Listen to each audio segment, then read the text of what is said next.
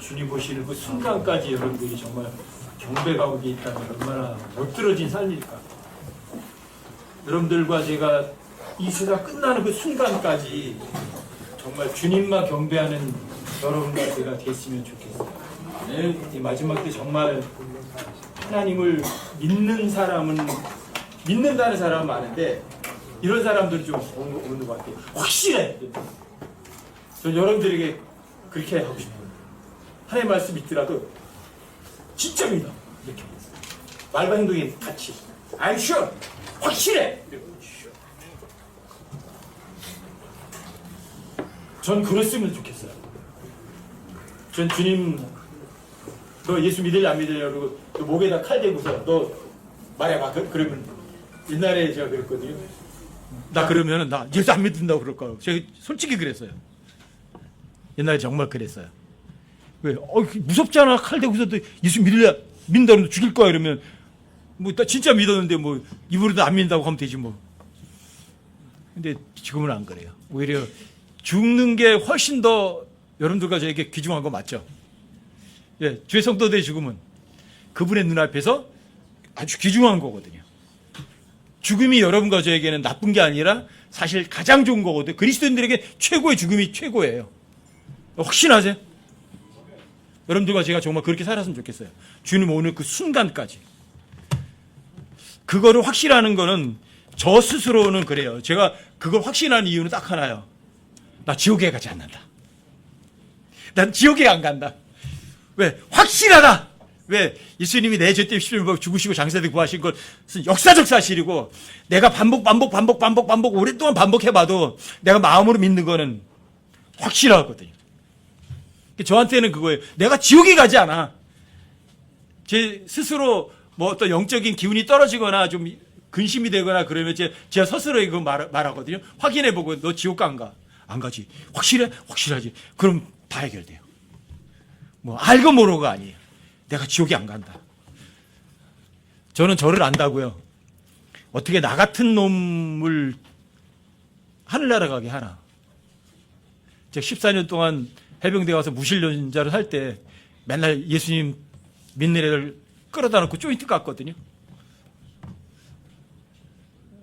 저 그때 생각을 하면 어떻게 그런데 그런 걸 용서해 주시지? 어떻게 14년 동안을 아무 소리 안 하고 꾹 참아주셨지? 기억하면 정말 눈물 나요. 나 같으면 안 그래요. 나 같으면 초기에 벌써 뭐가 날라서 지옥으로 던져버렸을 거예요. 근데 저 같은 놈도 하나님께서 참고 기다리셔서 여러분과 함께 영적인 걸 나눌 수 있도록 인도해 주시는 거잖아요. 너무 은혜가 커요. 정말 너무 커요. 저는 제가 지옥에 안 가는 것 확신하거든요. 그 힘으로 제가 버티고 살아가는 것 같아요. 셋째 주는 여러분들 형제님들이 그런 확신 가운데 배운 것들을 서로 이렇게 나누는 시간이 됐으면 좋겠어요. 준비하신 분들이 박원하 형제님 준비하셨죠? 박원하 형제님이 제일 먼저, 그 다음에 속재 형제님, 그 다음에 제일 마지막으로 5분만 줄 거예요. 누구? 종섭이.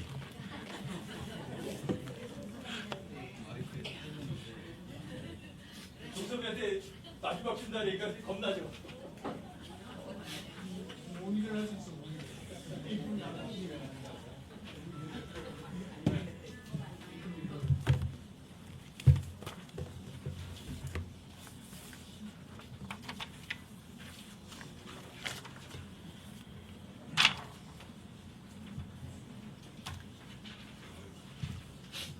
안녕하세요. 반갑습니다. 제가 오해할 게 지옥이었는데 그 형제님이 미리 다 말씀해 주셔가지고 많은 사람들이 지옥은 없다고 말합니다. 저도 지옥이 없었으면 좋겠습니다. 근데 과연 지옥은 있는지, 사랑의 하나님께서 왜 지옥을 만드셨는지, 지옥은 어떤 곳인지, 또 한번 가볼 만한 곳인지, 아니면은 결코 가서는 안 될 곳인지 다시 한번 확인해 보고 싶었습니다. 그래서 성경에서는 어떻게 뭐라고 말하는지 찾아보고 묵상하면서 한 장으로 정리를 해봤습니다. 여러분들도 잘 아시고 계시겠지만은 잘 아시는 내용이라 가벼운 마음으로 부담 갖지 말고 같이 한번 나눠보겠습니다. 지옥은 땅속에 있는 감옥을 말하며 영어로는 헬이라고 하고 히브리어로는 스올이라고 하며 그리스어로는 하데스라고 합니다. 성경에 찾아보니까 54구절이 나오는데 구약에 31구절, 신약에 23구절 의외로 많이 나왔습니다. 그러면은 사랑의 하나님께서 왜 지옥을 만들었을까요? 지옥은 결코 사람이 가는 곳이 아니라 마귀와 범죄한 그의 천사들을 위해서 예비된 장소라고 말합니다. 관련 구절을 한번 같이 찾아보겠습니다. 이사야서 14장 12절부터 15절, 이사야서 14장 12절부터 15절까지 한번 보겠습니다. 제가 읽겠습니다. 오 아침의 아들 루시퍼야, 내가 어찌 하늘에서 떨어졌는가? 민족들을 약하게 만든 자야, 내가 어찌 끊어져 땅으로 떨어졌는가? 내가 내 마음속으로 이르기를 내가 하늘로 올라가 내가 하나님의 별들 위로 내 왕자를 높이리라. 또 내가 북쪽의 연면들에 있는 회중의 산 위에 앉으리라. 내가 구름들이 있는 높은 곳 위로 올라가 내가 지극히 높으신 이와 같이 되리라 하였도다. 그러나 너는 끌려가 지옥으로 곧 그 구덩이의 옆면으로 내려가리로다. 마귀가 신권에 도전합니다. 지극히 높으신 이와 같이 되겠다고 욕심을 부리는데 그 다음 마태복음 25장 41절 보겠습니다. 마태복음 25장 41절, 마태복음 25장 41절. 그때 그가 왼편에 있는 자들에게도 이르되 저주를 받은 자들아, 너희는 내게서 떠나 마귀와 그의 천사들을 위하여 예비된 영준하는 불에 들어가라. 지옥은 마귀와 범죄한 그의 천사들을 위해서 예비된 장소입니다. 그런데 왜 사람이 지옥에 갈까요? 한번 찾아보겠습니다.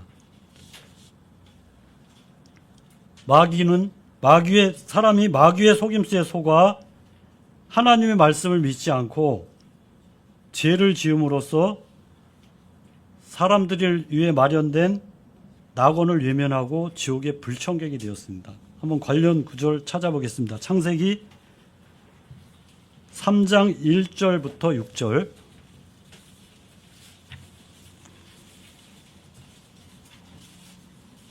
창세기 3장 1절부터 6절. 제가 읽겠습니다. 이제 뱀은 주 하나님께서 만드신 들의 어떤 짐승보다 더 간교하더라. 그가 여자에게 이르되 참으로 하나님께서 말씀하시기를 너희는 동산의 모든 나무에서 나는 것을 먹지 말라 하시더냐 하니, 여자가 뱀에게 이르되 우리가 동산의 나무들의 열매는 먹어도 되나? 동산의 한가운데 있는 나무의 열매에 관하여는 하나님께서 이르시되 너희는 그것을 먹지도 말고 만지지도 말라, 너희가 죽을까 염려하노라 하셨느니라 하며, 뱀이 여자에게 이르되 너희가 절대로 죽지 아니하리라. 너희가 그것을 먹는 날에 너희 눈이 열리고 너희가 신들과 같이 되어 선악을 알 줄을 하나님이 아시느니라 하니라. 여자가 보니 그 나무가 먹기에 좋고 눈으로 보기에 아름다우며 사람을 지혜롭게 할 만큼 탐스러운 나무이므로 그녀가 그 나무의 열매를 따서 먹고 자기와 함께한 자기 남편에게도 주매 그가 먹으니라.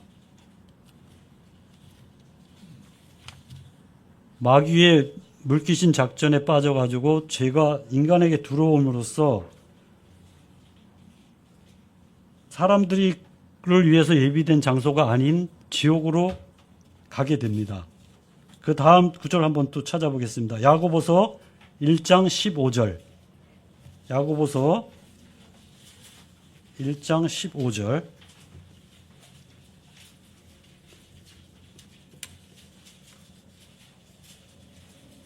제가 읽겠습니다.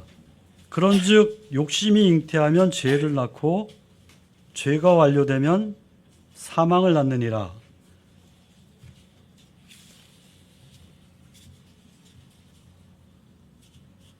창세기 3장 5절에 보면 신들과 같이 되어 선악을 알 줄을 하나님께서 아시느니라 합니다. 마귀의 꼬임 속에 속아서 죄가 들어오게 됩니다.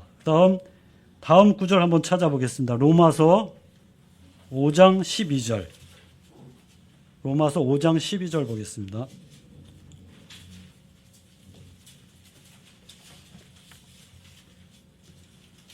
로마서 5장 12절.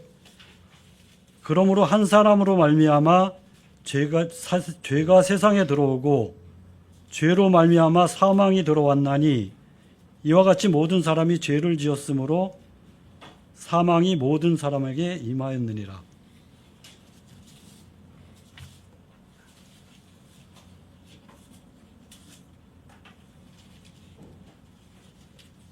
죄가 들어옴으로써 인간이 지옥으로 갈 수밖에 없게 되었습니다. 그러면은 지옥은 어떤 곳인가 한번 찾아보겠습니다. 성경에는 지옥은 땅 아래에 있는 낮은 곳에 있다고 합니다.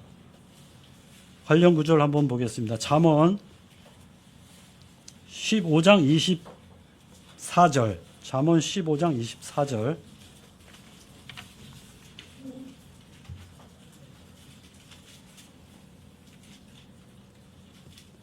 잠언 15장 24절. 지혜로운 자에게는 생명의 길이 위에 있으므로 그는 아래에 있는 지옥에서 떠나느니라. 지옥은 아래에 있다고 말합니다. 다음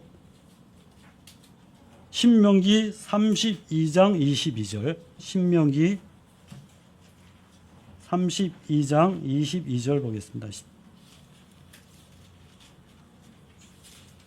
내가 분노하는 가운데 불이 일어나 가장 낮은 지옥까지 태우고 땅과 땅의 소출을 소멸시키며 신들의 기초들도 불붙게 하리라. 가장 낮은 곳에 위치한다고 합니다. 또 지옥은 영존하는 불로 고통받는 형벌의 장소라고 말합니다. 관련 구절 한번 찾아보겠습니다. 마태복음 18장 8절. 마태복음 18장 8절.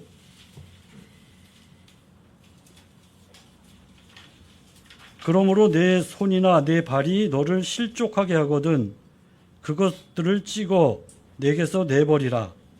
내가 절뚝거리거나 불구가 된 채 생명에 들어가는 것이 두 손과 두 발을 가지고 영존하는 불 속에 던져지는 것보다 내게 더 나으니라. 지옥은 영존하는 불 속이라고 합니다. 다음 사무엘하 22장 6절. 사무엘하 22장 6절 보겠습니다.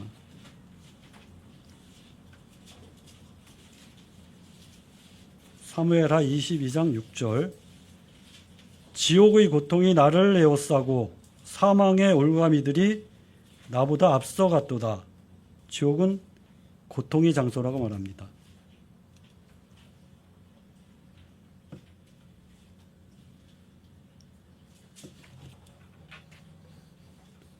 다음 마태복음 25장 46절 보겠습니다. 마태복음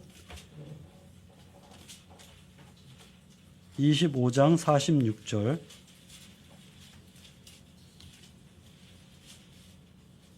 그리하여 이들은 영존하는 형벌에 들어가되 의로운 자들은 영원한 생명에 들어가리라 하시니라.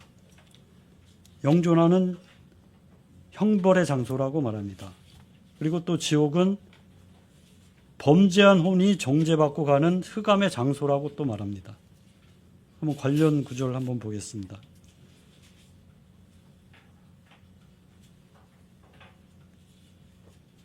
시편 16편 10절, 시편 16편 10절, 시편 16편 10절.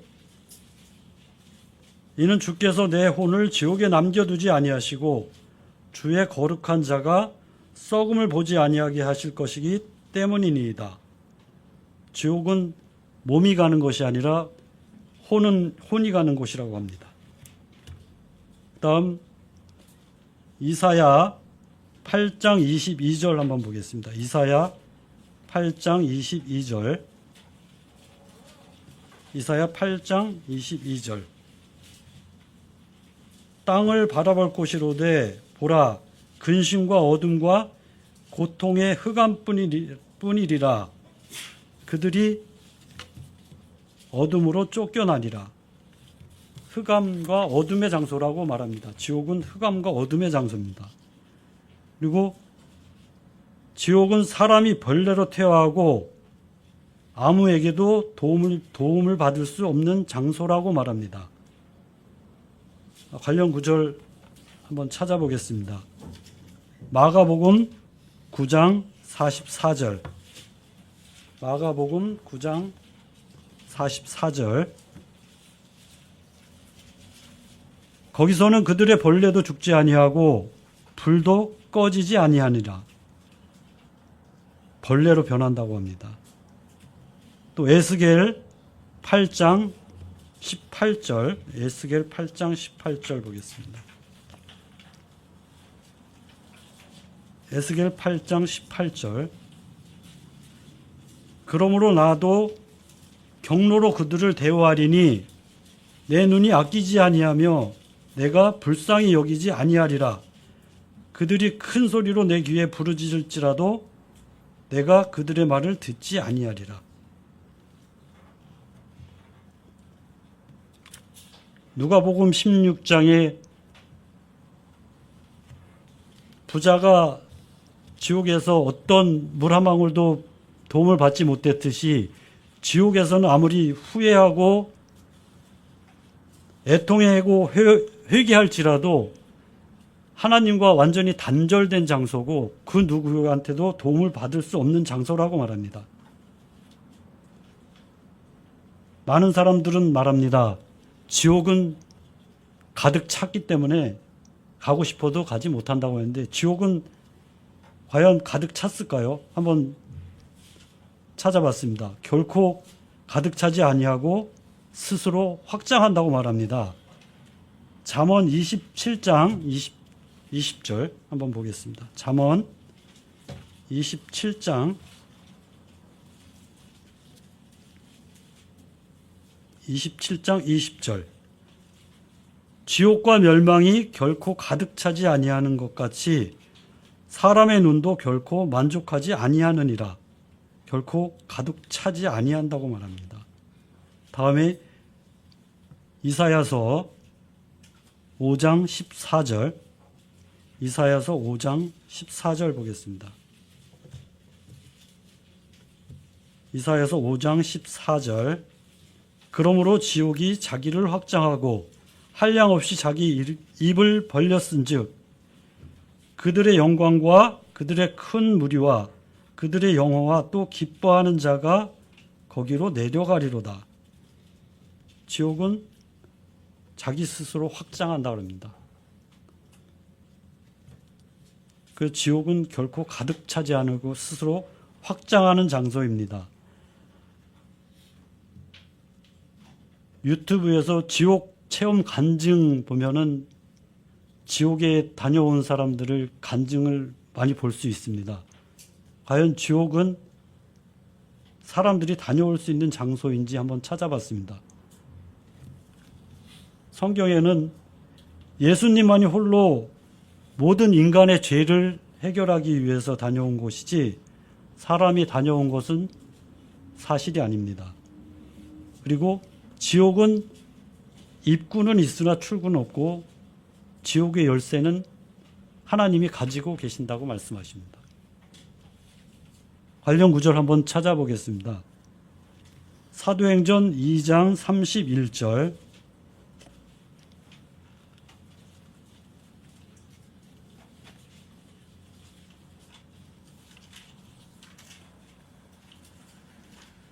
사도행전 2장 31절 제가 읽겠습니다. 또 이것을 미리 보았으므로 그리스도의 부활에 대하여 말하기를 그의 혼이 지옥에 남겨지지 아니하였고 그의 육체도 썩음을 보지 아니하였느니라 하느니라.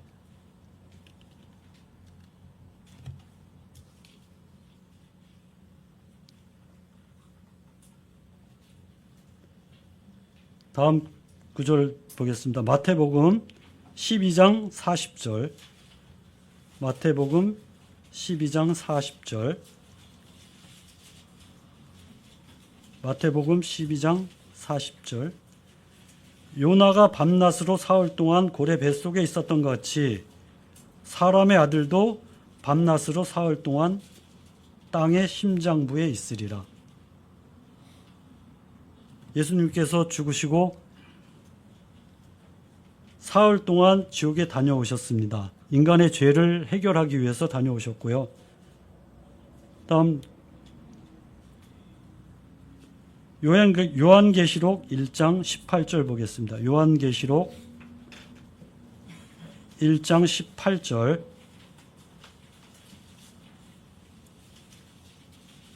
요한계시록 1장 18절 나는 살아있는 자라 전에 죽었으나 보라 내가 영원 무궁토록 살아있노라.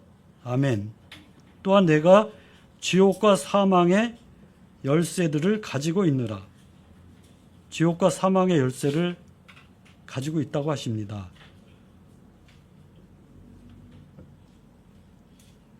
마태복음에 문들이라고 나오고 여기서 열쇠들이라고 하니까 지옥의 문은 한 개가 아닌 것 같습니다. 그러면은 지옥에 가지 않으려면 어떻게 해야 될까요? 성경에는 하나님의 말씀을 마음으로 믿어 구원을 받거나 죽지 않으면 됩니다. 죽지 않을 사람은 없죠. 그렇기 때문에 하나님의 말씀을 마음으로 믿어 구원을 얻는 것이 지옥에 가지 않는 한 가지 방법, 유일한 방법입니다. 관련 구절 한번 찾아보겠습니다. 요한복음 3장 16절. 요한복음 3장 16절.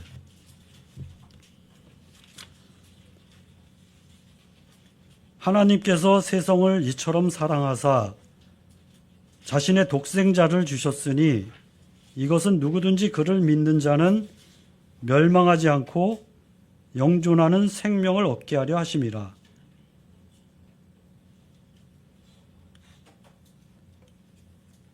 누구든지 믿는 자는 영존하는 생명을 얻는다고 말씀하십니다.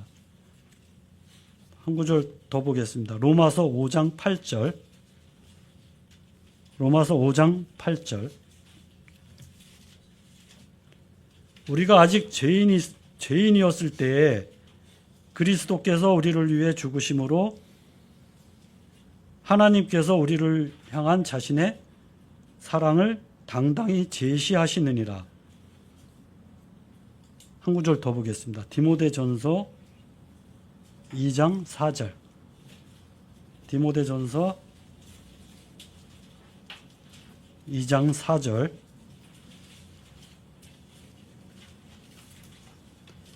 그분은 모든 사람이 구원을 받고 진리를 아는 데 이르기를 원하시느니라. 한두 사람이 아니라 모든 사람이 구원받기를 원하신다고 합니다. 하나님께서는 모든 사람이 구원을 받고 멸망하지 않고 영존하는 생명을 얻기를 바라십니다. 성경에서는 분명히 지금까지 알아보셨듯이 지옥은 있다고 말합니다. 지옥은 범죄한 혼이 흑암에서 영존하는 불로 영원히 고통받는 형벌의 장소로 결코 가볼 만한 곳이 아닙니다. 하나님의 말씀을 믿고 하나님의 말씀을 마음으로 믿어 영원한 생명으로 들어가시겠습니까? 아니면은 하나님을 외면하고 하나님의 말씀을 믿지 않고 영원한 형벌의 장소인 지옥으로 가시겠습니까?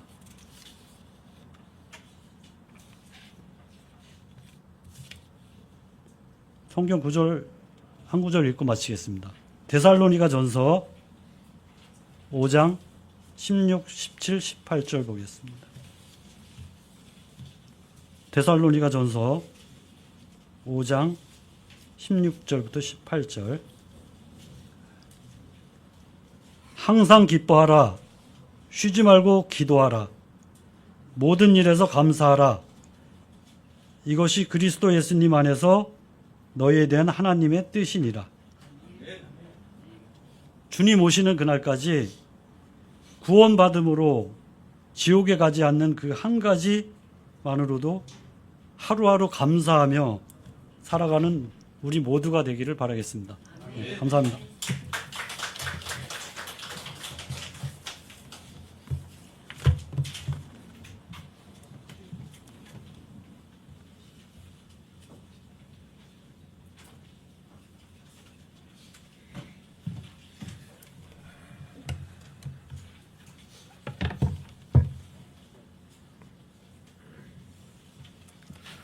안녕하세요, 형제자매입니다. 오늘은 선악을 알게 하는 나무에 대해서 좀 말씀을 나눠보고자 합니다. 형제자매님들도 선악의 지식의 나무가 왜 있었어야 했는지 그런 거에 대해서 생각을 한번 좀 다들 해보셨을 겁니다. 저도 이 킹제임스 성경을 접하고 나서 되게 궁금한 부분 중에 하나 있어요.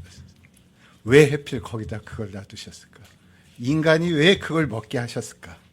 없었으면 참 좋았을 텐데 지금보다 훨씬 나은 삶을 살고 있지 않았을까, 그런 생각들을 했었는데요. 그런데 이런 생각들이 이렇게 이 설교 준비를 하다 보니까 결국 저희가 이 세상 교육을 받으면서 저희도 모르게 인본주의적인 사상에 물들어 있어서 이 성경을 보면서도 믿지 않고 제 인본주의적 사고를 여기다 대입을 시켜서 그런 결과가 나온 것 같더라고요. 어린아이들 보면은 이렇게 친구들끼리 잘 놀다 싸우는 경우 중에 하나가 남자들은 이런 경우가 많아요. 우리 아빠가 뭐라고 얘기했는데 내 친구가 반대를 하는 거예요. 그게 틀렸다고. 우이씨! 그러고 막 싸움질을 많이 하고 그러거든요. 근데 저희도 마찬가지인 것 같아요. 하늘에 계신 저희 아버지께서 이건 이렇다고 얘기를 하셨으면 내가 알든 못하든 믿기만 하면 되는데 거기다가 제 보잘것없는 제 생각을 더하고 보태고 해서 왜 그랬을까? 그런 의문을 갖게 된 거죠. 그게 저희 교육의 가장 큰 병폐 중에 하나였었던 것 같습니다. 하나님께서 보시기에 아름답다고 즐겁다고 먹기에 좋은 나무를 자라게 하셨으면 그렇게 믿고 있으면 적당할 때가 되면 저희에게 모든 진리를 알려주실 텐데 제가 아무리 사랑하는 아들이 있고 저에게 굉장히 멋진 자동차가 있어요. 근데 이 아이가 10살밖에 안 되는데 이 차를 운전해 보고 싶다고 그래요. 그래서 키를 그 아이한테 주는 거는 그 아이를 잘못된 길로 가게 하는 거죠. 이와 마찬가지로 어떤 성경 구절이 다른 구절을 반대하거나 분명히 모순된 것처럼 보일 때는 내 생각을 성경에 맞춰서 바꿔야 되는데 그러지 않고 성경이 틀렸다, 성경이 잘못됐다, 그렇게 저희가 세상 교육에 물들어서 그런 생각들을 많이 했었던 것 같습니다. 그런데 최근에 제가 전도서를 읽으면서 선악의 지식의 나무에 대해서 묵상되었던 것이 있어서 그걸 같이 한번 나누어 보고자 합니다. 전도서 12장 10절 한번 보시도록 하시겠습니다. 전도서 12장 10절이요. 제가 읽도록 하겠습니다. 선포자는 사람들이 받아들일 만한 말씀들을 찾으려고 했었는데 여기 기록된 것은 올바르며 참으로 진리의 말씀들이었느니라. 여기 보시면 워드 오브 트루가 전도서에 처음으로 나옵니다. 그러고 이 말씀이 나오고 13절에서 전체 일의 결론이 나오는데 일전에도 한번 나누어 보았듯이 이 결론은 비기닝의 반대가 되는 단어로 결론보다는 결말 또는 종결에 더 가까운 단어입니다. 그리고 여기 전도서 12장 8절 보면 요 앞에 문단보호가 나오거든요. 그러면 전도서 1장 1절부터 12장 7절까지는 이 저자가 생각한 것 또는 저자가 경험한 것에 대해서만 논의를 하고 있다가 전도서 12장 10절에 와서 진리의 말씀이 처음으로 등장을 합니다. 그러고 결말의 말씀이 Fear God and Keep His Commandments,라는 두 개의 명령문이 나옵니다. 첫 번째가 하나님을 두려워하라는 명령문이고 두 번째가 하나님의 명령을 킵하라는 명령문이죠. 이렇게 전도서 12장 8절의 문단 보호를 기준으로 이전의 내용과 8절 이후의 내용의 관점이 완전히 바뀐다는 걸 알 수 있습니다. 그러면 이 진리의 말씀이 무엇이냐? 이것을 살펴보기 위해서 요한복음 18장 38절 한번 찾아보도록 하겠습니다. 요한복음 18장 38절이요.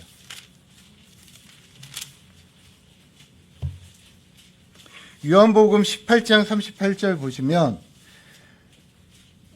빌라도가 그분께 이르되 진리가 무엇이냐 하더라. 빌라도가 이 말을 하고 다시 유대인들에게 나가 그들에게 이르되 나는 그에게서 아무 잘못도 찾지 못하였노라. 이렇게 얘기를 합니다. 여기서 빌라도는 say, 즉 빌라도 본인이 진리는 이것이라고 선포를 하고 자신이 선포한 것이 옳다고 여김으로 예수님께 무슨 답변을 듣고자 하지 않고 밖으로 나가고 판결을 내리는 겁니다. 여기 say라는 단어에는 선포한다는 의미가 담겨 있는데 산상수훈을 보시면 마태복음 5장에서 7장을 살펴보시면 이 세 장에서 예수님이 말씀하신 거는 say만 있고 speak라는 단어가 없습니다. 이와 같이 say는 대화 상대가 필요가 없고 speak는 대화 상대가 있어야 사용하는 단어입니다. 그러면 고린도 2장 8절을 보시면 이런 말씀이 있습니다. 이 세상 통치자들 중 아무도 그것을, 여기서 그것은 신비 속에 있는 하나님의 지혜, 곧 십자가에 못 박히신 예수 그리스도를 말씀하시는 것인데 이 세상 통치자 중 아무도 그것을 알지 못하였으니 만일 그들이 그것을 알았다라면 영광의 주를 십자가에 못 박지 아니하였으리라고 말씀을 하십니다. 즉 마귀의 예표인 빌라도가 말하는 진리는 세 가지로 구분을 해볼 수가 있습니다. 첫 번째가 진리는 절대적이지 않고 상대적이다. 두 번째가 진리는 최종적이지 않고 조작하고 고칠 수 있다. 세 번째가 진리는 어떤 책에도 기록되지 않았으므로 재평가하고 재정의를 해야 한다는 것입니다. 이게 지금 시대 이 세상 사람들이 말하는 진리의 기준인 거죠. 이게 라오디게아 교회 시대 사람들의 권리인 시대, 인본주의 사상이 득세하고 있는 시대의 진리에 대한 평가라고 알 수 있습니다. 인본주의 많이 들어보셨죠? 인본주의는 휴머니즘, 모든 사물의 근원으로서 인간의 존재를 중요시하고 인간의 능력과 성품 그리고 인간의 현재적 소망과 행복을 귀중하게 생각하는 정신이라고 합니다. 이 휴머니즘이 굉장히 좋은 것이라고, 인간이면 누구나 따라야 된다고 저희가 어려서부터 많이 세뇌를 받았죠. 굉장히 휴머니스트, 멋있는 말로 다가오죠. 하지만 저희가 추구해야 될 거는 이 휴머니즘이 아니고 신본주의, 즉 하나님이 보시기에 좋았나 좋았지 않았나, 이거를 저희는 추구해야 되는 겁니다. 저희가 많이 들어본 구절 중에 시편 39편 5절이 있죠. 보소서 주께서 내 날들을 한 뼘만큼 되게 하셨으므로 내 시대가 주 앞에서는 없는 것 같사오니 참으로 모든 각각의 사람은 최선의 상태에서도 전적으로 헛될 뿐이라고 말씀을 하십니다. 전도서 3장 18절도 보시면 내가 내 마음속으로 사람들의 아들들의 상태에 대하여 이르기를 하나님께서 그들을 드러내시리니 이것은 자기들이 짐승임을 그들이 보게 하려 하심이라고 하였노라라고 말씀을 하시고 있으십니다. 이런 인간이 진리가 절대적이지 않고 상대적이라고 말하는 것은 상황윤리에 대해서 말하는 것입니다.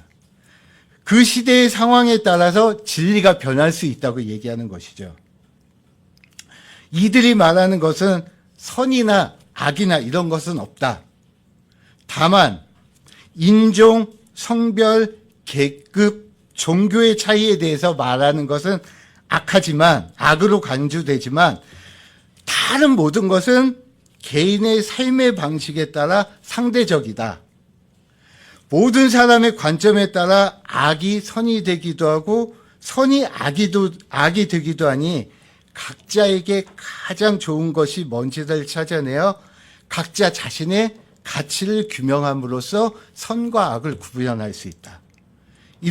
이것이 자기의 더러움을 정당화시키는 방법이라고 하는 것이고, 이것이 곧 눈이 열려서 신과 같이 된다고 하는 이 시대 사람들의 진리에 대한 평가입니다. 그러므로 상황윤리에서는 윤리적 규범의 상대적 타당성만 인정하고 상황에 따라서 범법 행위도 정당화될 수 있다고 하는 것입니다. 그래서 동성애자들도 교회에서 포용을 해줘야 한다고 하는 것입니다. 성소수자를 혐오하고 차별하는 것은 성서에 어긋나며 한국 교회의 미래를 위협한다고 이들은 주장을 합니다. 그런데 중요한 것은 하나님은 모든 것을 구별하시는 분이시죠. sanctification, 거룩히 구별을 하시고 separate, 구별을 하시는 분이십니다. 메일과 피메일의 경계를 설정하셨고 생명나무와 선악의 지식의 나무를 두시고 먹을 것과 먹지 말아야 될 것을 구분하시는 분이시죠. 단 한 가지 유일하게 구분 안 하시는 것은 원바디, 한 몸인 교회만 구분을 하시지 않으시고 중간 분리벽을 허무셔서 예수 그리스도의 피로 하나의 세 사람을 만드시는 거죠. 이거 외에는 모든 걸 다 구별하시는 분이십니다. 하나님은 사랑이시니 사랑으로 모든 걸 포용을 해야 한다고 하지만 일전에 God is love에 대해서 말씀을 나눈 것을 기억하시죠. 조금 전에 형제님께서도 인용을 해주셨다시피 하나님께서는 인간을 사랑을 하셨습니다. 2000년 전에 십자가에서 사랑을 하셨죠. 그리고 모든 죄를 용서를 해주셨습니다. 지금 현재는 회개하고 하나님을 믿고 하나님의 자녀로서 사랑을 받아야 되는 것이지 죄인을 사랑해 주시는 건 아니신 겁니다.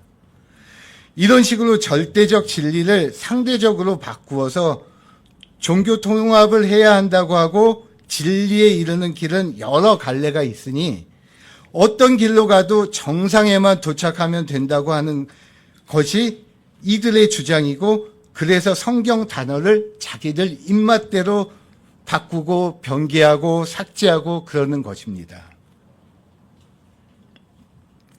진리는 상대적이고 최종적이지 않고 사상으로 절대 진리인 성경을 조작하고 고칠 수 있고 어떤 책에도 기록되어 기록되어 있지 않으므로 재평가하고 재정의를 해야 한다고 하는 것이 이들의 주장인 것입니다. 그리고 이들이 주장하는 것 중에 하나가 열반에 들어야 된다는 얘기를 많이 합니다. 근데 열반이 뭘까요?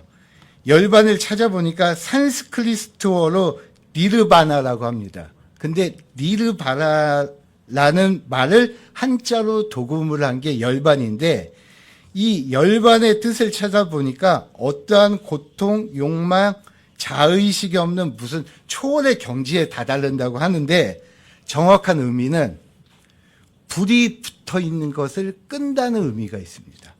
아니면 불이 꺼진 상태를 말합니다. 또는 어떤 것이 소멸한다, 뚜껑을 없앤다는 의미가 있다고 합니다. 이거 세 가지 의미를 생각해 보시면 뭔가 생각나는 게 있지 않을까요? 공통적으로. 방금 박 형제님께서 얘기해 주신 대로 지옥을 얘기하는 겁니다. 이들은 열반에 든다는 얘기가 다 함께 지옥에 가자는 얘기인 겁니다. 그래서 이거에 관련된 구절은 앞에서 다 인용을 다 해주셔가지고 여기서는 생략을 하도록 하겠습니다. 결국 열반에 든다는 것은 이러한 절대적인 진리의 말씀을 상대적 진리로 바꾸어서 자신들이 무언가를 잃을 수 있다고 하는 것인데, 그 종착지가 바로 지옥이라는 것을 알 수 있습니다. 그러면 지금까지 살펴본 것을 바탕으로 해서 에덴이라는 곳의 동쪽에 한 동산을 만드시고 주 하나님이 보시기에 즐겁고 먹기에 좋은 각각의 나무를 자라게 하시고 동산의 한가운데 생명나무와 선악의 지식의 나무를 있게 하신 것에 대해서 살펴보도록 하겠습니다. 첫 번째로 인간의 본성은 하나님의 절대 진리를 거부하고 상대적 진리를 추구하고자 하는데, 이것은 저번 시간에 입에 관해서 말씀을 나누어 보면서 2부의 예를 들었듯이 2부의 예를 보면 잘 알 수 있습니다. 여기서 한 구절 찾아보도록 하겠는데, 이사야서 66장 17절 한번 보도록 하시겠습니다. 이사야서 맨 마지막 장이요. 66장 17절이요. 이사야서 66장 17절 보시면, 자기를 거룩히 구별하고 동산에서 한가운데 있는 나무 뒤에서 자기를 정결하게 하며 돼지고기를 먹고 가증한 것과 쥐를 먹는 자들이 함께 소멸되리라. 주가 말하노라. 이게 천년왕국에서 인간이 행하는 모습입니다. 이렇듯이 인간은 결코 본성이 바뀌지 않는다는 거죠. 구원을 받아서 영광스러운 몸을 입기 전까지는 인간의 본성은 어쩔 수 없는 것 같습니다. 또 에스겔서 28장 12, 19절을 보시면 루시퍼에 대한 기록들이 자세히 나와 있는데, 루시퍼는 지혜가 가득하고 아름답다고 하죠. 하나님의 동산 에덴에 있었고 모든 보석으로 덮여 있었으며 작은 붓과 피리가 예비되어 있다고 합니다. 근데 여기서 하나님의 동산 에덴을 얘기하는 것은 창세기 3장에 나오는 에덴 동산을 얘기하는 것이 아니고 셋째 하늘에 있었던 에덴 동산을 얘기하는 것입니다. 그리고 기름 부름 받은 덮는 그룹으로 불타는 돌들 한가운데서 오르내리고 있었다고 합니다. 그런데 불법이 발견되어 불타는 돌들 한가운데서 끊어져 멸함을 받는다고 합니다. 그런데 루시퍼의 불법을 더럽게 여겨 하나님의 산에서 쫓아내시리라고 하는데, 여기서 더럽다고 번역된 단어가 신을 욕되게 한다, 신성을 더럽힌다는 의미입니다. 자신의 아름다움 때문에 자신의 마음을 높이고 자신의 광채로 자신의 지혜를 부패시켰다는 것이죠. 하나님의 절대 진리를 버리고 내가 해보겠다는 상대적 진리를 선택하고 타락해서 불과 유황 호수에서 영원히 고통을 받고 결코 다시는 잊지 않을 것이라고 말씀을 하시는 것입니다. 그런데 교회에게 제시되어 있는 것은 좀 다릅니다.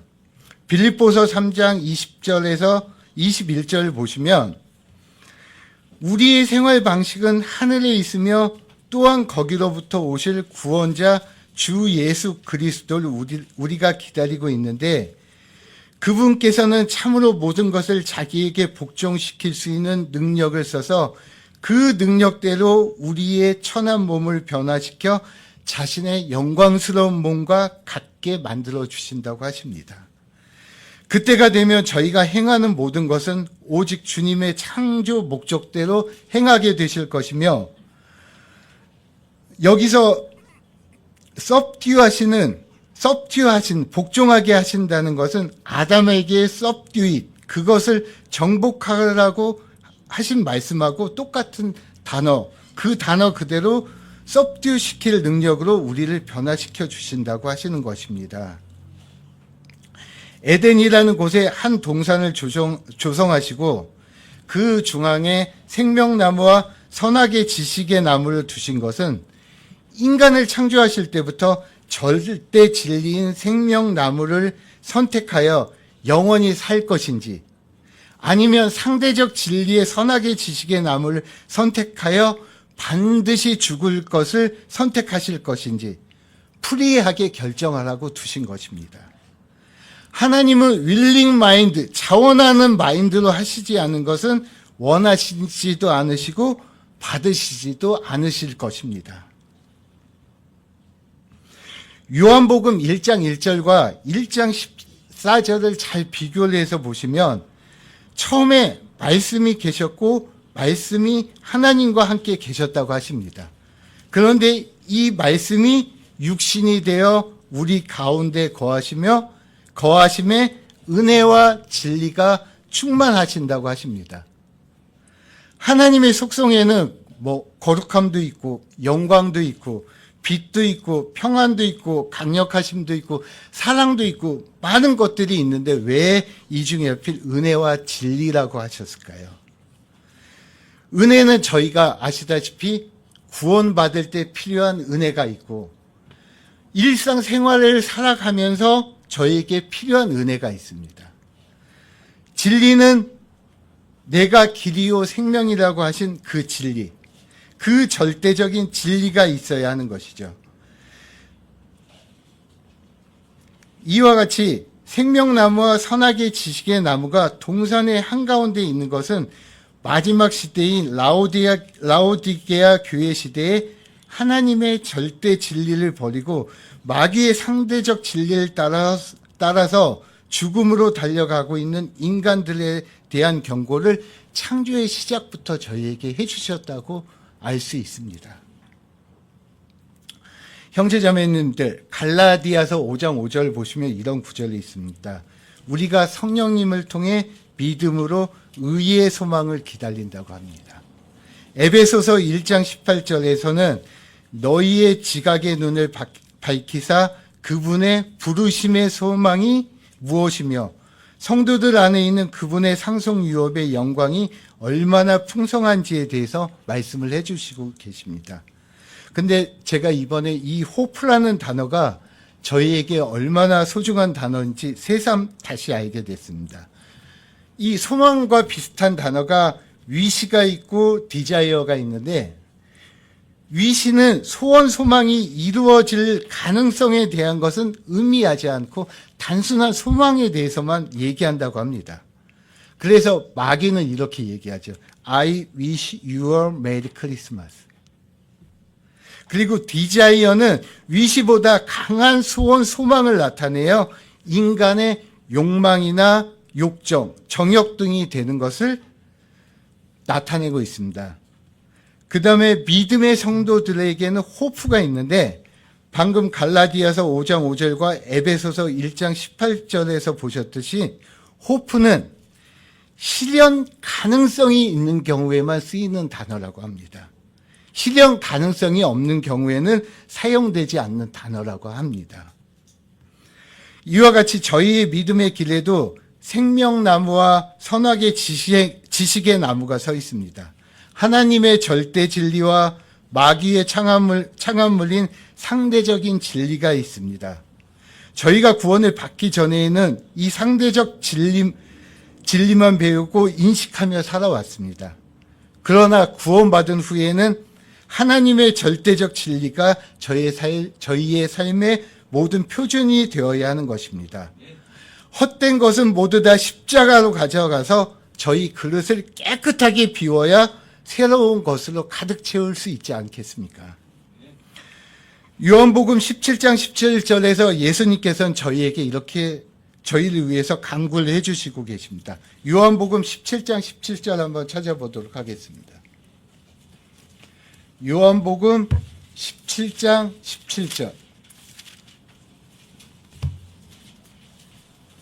요한복음 17장 17절 보시면 아버지의 진리로 그들을 거룩히 구별하옵소서. 아버지의 말씀은 진리이나이다. 디모데전서 6장 20에서 21절에서도 사도 바울이 디모데에게 이렇게 권면의 말을 하고 있습니다. 오 디모데야, 속되고 헛된 말장난과 거짓되게 과학이라고 불리는 것에 반론을 피하며 내게 맡겨진 것을 지키라. 그것을 내세우던 어떤 자들이 믿음에 관하여는 잘못을 범하였느니라 라고 말입니다. 공중에서 주님을 뵙는 그날까지 하나님의 절대 진리를 굳게 붙잡고 대마와 같이 이 세상을 사랑하여 상대적 진리로 떠나면 절대 안 될 것입니다. 저희는 이미 붙잡은 줄로 여기지도 말고 지나간 것은 잊어버리고 우리를 짓누르고 있는 삶의 짐은 다 떨쳐버리고 오직 그리스도 예수님 안에서 하나님의 높은 부르심의 상을 받기 위하여 표대를 향해 밀치고 나가는 성도님들이 되기를 주님의 이름 안에서 간구를 드리도록 하겠습니다. 감사합니다.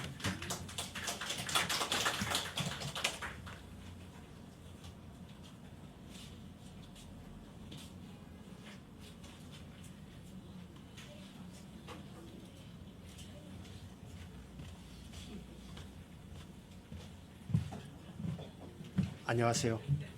3시 25분입니다. 3시 반이 되면 내려가겠습니다.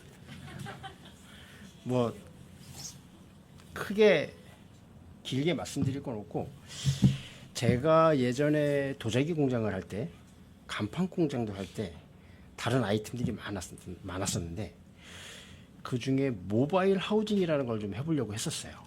구상만 했었어요. 이 모바일 하우징이 뭐냐면 요즘 흔히들 끌고 다니는 캠핑카 이런 거 있잖아요. 이런 것도 모바일 하우징이 하나예요. 그래서 집을 짓는다라는 개념이 아니라 집을 만든다. 예를 들어서 나 이번 주에 서비스 타서 거실을 하나 들여놨어. 나 이번에 서비스 타서 받아서 좀 돈을 많이 벌어서, 개념이 달라지고 집을 짓는 게 아니라 추가를 할 수 있는, 이렇게 조립하고 막 이런 걸. 근데 이런 얘기를 왜 드리냐면, 짓는다라는 개념이랑 만든다라는 개념이 성경에서 확연하게 달라요.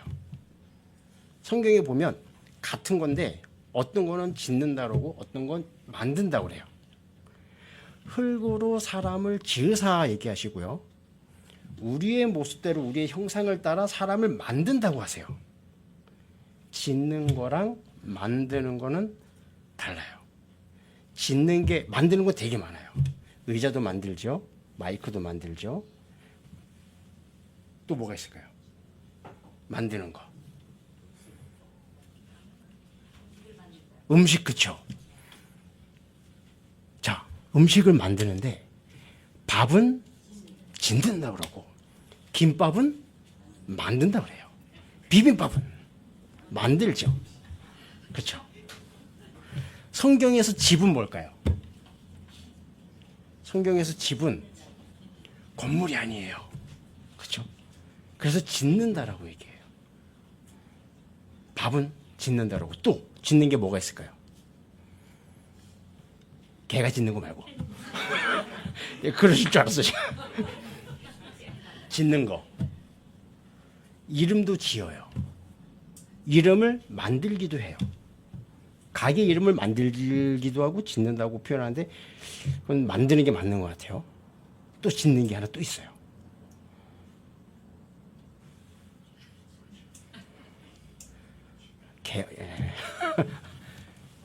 이따가 말씀드리고 제가 이렇게 하면서 예전부터 이제 쭉 그런 걸 생각을 하면서 제 혼자 생각을 하는 거예요.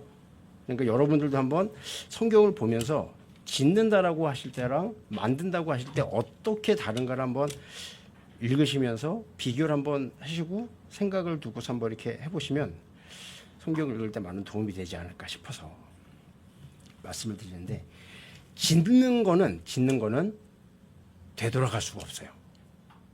가정을 내가 만드는데 내가 만든 집을 만드는 거는 허물면 되지만 집을 짓는 건 다시 원래대로 돌아갈 수가 없어요. 가정을 이룬 다음에 되돌아갈 수 있나요? 없죠. 밥을 지은 다음에 그 전 상태인 쌀로 돌아갈 수가 없어요. 그렇죠? 이름은 내가 짓는 게 아니지만 내가 싫다고 해서 버릴 수 있는 이름이 아니에요. 이미 부모님이 지어줬고 내가 쓰고 있고 그렇죠. 만드는 건 의자 이런 거는 나무로 되어 있잖아요. 분해하면 다시 원 소재들이 나와요.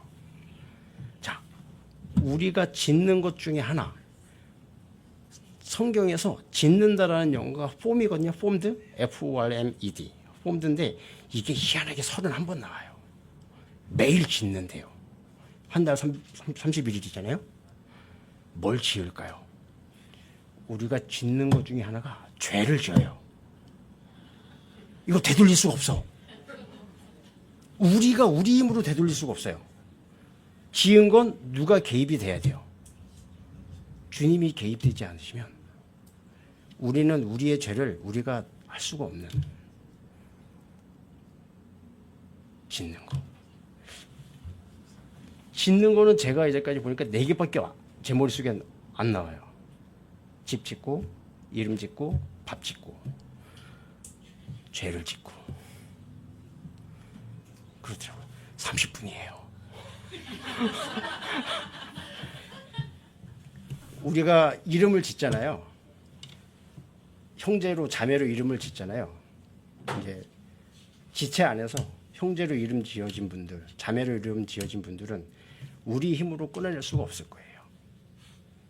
우리가 유기체인 하나의 교회로 오시는 그날까지 기쁘고 즐겁게 늘 감사함으로 같이 생활을 하셨으면 좋겠습니다.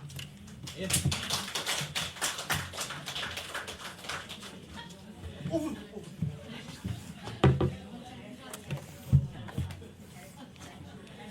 왜 5분 했는지 아세요?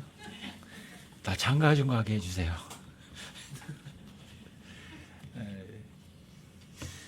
지옥으로부터 여러분들이 구원받은 거 정말 잊지 마세요. 저는 정말 시간이 지나갈수록 항상 감사하는 게 그거예요. 내가 지옥에 가지 않는다. 그 생각하면 뭐 하나님 앞에 불평할 것도 아무것도 없고 하나님께 투정할 것도 아무것도 없어요. 투덜거리가 아무것도 없어요. 뭐 하나 주세요 소리 더 없고요. 불평할 거 정말 안 나와요. 내가 그 지옥 엄청난 지옥을 안 간다. 또 저는 제 스스로를 알거든요. 14년 동안 무신론자로 살 때 어떻게 살았겠어요. 14년 동안 무신론자 살 때 정말 하나님 앞에 도전하며 살았거든요. 있으면 나타나봐 그럼 내가 믿을게 막 이런 식으로.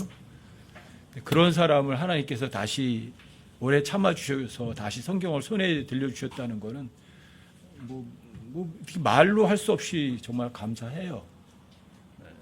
그리고 아까 형제님 니르바나 얘기하니까 그것도 새롭게 또 한번 확 오네. 열반이 된다. 이게 그 지옥에 가서 지옥에서 지옥 불 끈다는 얘기인가? 어떻게 끌 거야? 하나님께서는 그 영원히 꺼지지 않는다고 하셨는데 무슨 재주로 가서 끌 거예요? 아, 참. 근데 그 열반경이라는 게 있잖아요. 제가 이제 복음 전할 때도 이제 많이 써먹는 게 열반경을 많이 써먹었거든요. 열반경의 핵심 구절이 3구절이 있어요. 핵심 구절이. 무연중생 제도불능, 업보중생 제도불능, 삼세중생 제도불능이라고 그래요. 무연중생 제도불능은 뭐냐면 연고가 없단 말이에요. 너하고 나하고 얼굴을 맞댄 적이 없다는 거죠. 그러니까 부처가 자기하고 얼굴이 맞댄 적이 없으면 그 사람을 제도불능, 어떻게 제도해서 꺼내낼 수가 없다는 거예요. 바르는 길을 못 인도한다는 거예요. 그러면 부처 얼굴 못 본 사람은 끝난 거잖아요. 그 무연중생 제도불능이에요. 또 3세 중생 제도불능이라고 그러거든요.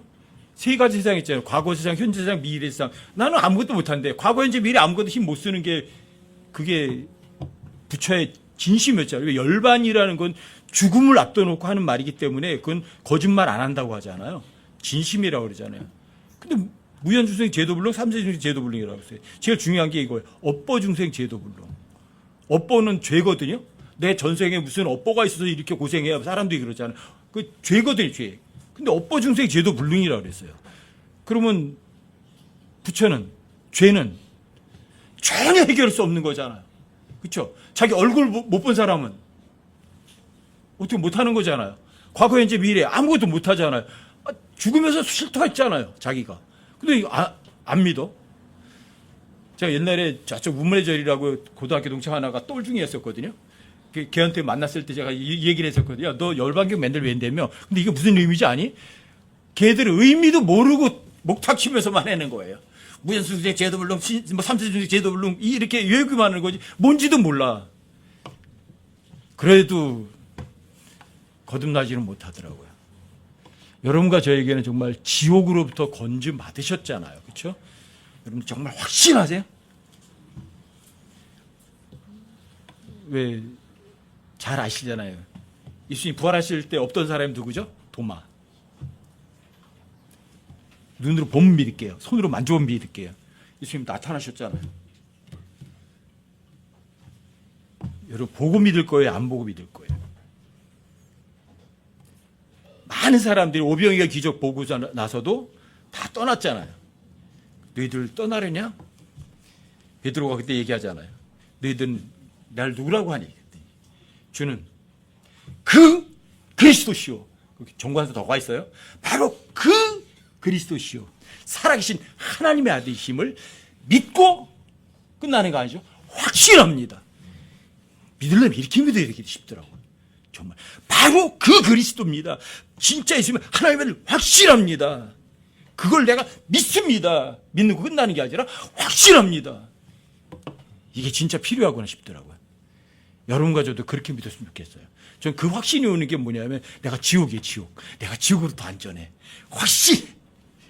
그럼 하나님 말씀 절대 진리가 오는 거예요. 와, 확신하니까 절대 진리죠. 근데 모든 다른 종교들은 확신이 없어요. 제가 그 중2 돼가지고 20년 이상 목탁도 드리는 애한테 물어봤거든요. 너 오늘 죽으면 어떻게 되냐? 죽어봐야 하세요. 너 20년 동안 도 닦았다면서. 지금 길 찾고 있대요. 도 닦는 게 길을 닦고 있는 거잖아요. 아직도 닦고 있대. 20년 동안 목탁도 드리는데 아직도 길을 못 찾는 거예요. 한심하잖아요? 근데 여러분과 저에게는 길이 있잖아요. 예수님 길이시잖아요. 절대 진리시잖아요. 그분은 여러분과 제 실제 생명이시잖아요. 확신하세요? 주님 오신 날까지 확신 가운데 사시자고요. 확신 가운데 사는 사람들은 어떤 환경의 지배를 안 받아요. 왜? 확신하거든요. 무슨 소리야? 죽어도 나는 지옥은 안 가. 난 확실하게 셋지 않을 가. 너 그거 왜 믿니? 절대 진리가 있거든. 절대 진리는 종이 쪼가리가 아니라 인격이시라고. 예수 그리스도. 그렇죠? 여러분과 제가 그렇게 주님 모시는 그날까지 믿고 확신 가운데 가는 여러분들 꼭 되셔서 우리 모세는 목표 지점이 어디냐? 그리스도 심판석이죠, 당연히. 여러분과 공통 지점이에요. 거기 갔을 때 하나님께 칭찬되는 거 그걸 목표로 여기세요. 사람들이 칭찬받고 인정받아 봤자예요. 다 쓰레기예요. 아시겠죠? 주님 오시는 그날까지 올곧게 절대 진리만 향해 가는 여러분과 제가 되시자고요. 네, 정말 감사합니다.